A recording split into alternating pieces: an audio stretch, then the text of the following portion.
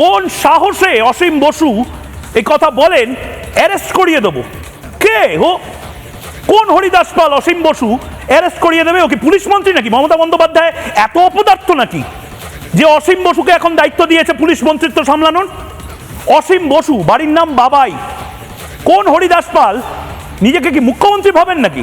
গোটা দেশের সাধু সন্তদের প্রতিনিধি ভোলাগিরি আশ্রমে বসে রয়েছে গেরুয়া বসন পরে, জুতো পরে, হাতে পতাকা নিয়ে তৃণমূল কংগ্রেসের মাতব্বরের মতন বলছে যে অ্যারেস্ট করিয়ে দেবো। তুমি কে হরিদাস পাল অ্যারেস্ট করানোর? তুমি কে ভাই? একটু পরিচয়টা দাও। বুলডোজার বাবার পরিচয় বাংলা জানে। উত্তরপ্রদেশের মুখ্যমন্ত্রী যোগী আদিত্যনাথ খুব ভালো করে জানে ভোলাগিরি আশ্রম কি।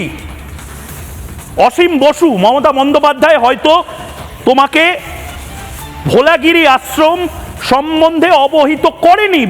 বাবু সোনা, উত্তরাখণ্ডে গিয়ে, হরিদ্বারে গিয়ে একবার একটু পড়াশোনা করো বাবু। তৃণমূল কংগ্রেস করতে গেলে পড়াশোনা করতে হয় না, কিন্তু একটু পড়াশোনা করো বাবু। ভোলাগিরি আশ্রম উত্তরাখণ্ডে ঠিক কোন সম্মান পায়?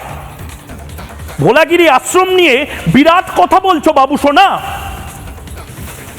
সাহস হবে ভোলাগিরি আশ্রমের জায়গায় অন্য কোনো নাম, মধ্যপ্রাচ্যের কোনো নামধারী প্রতিষ্ঠানে গিয়ে এই মাতব্বরিটা করার?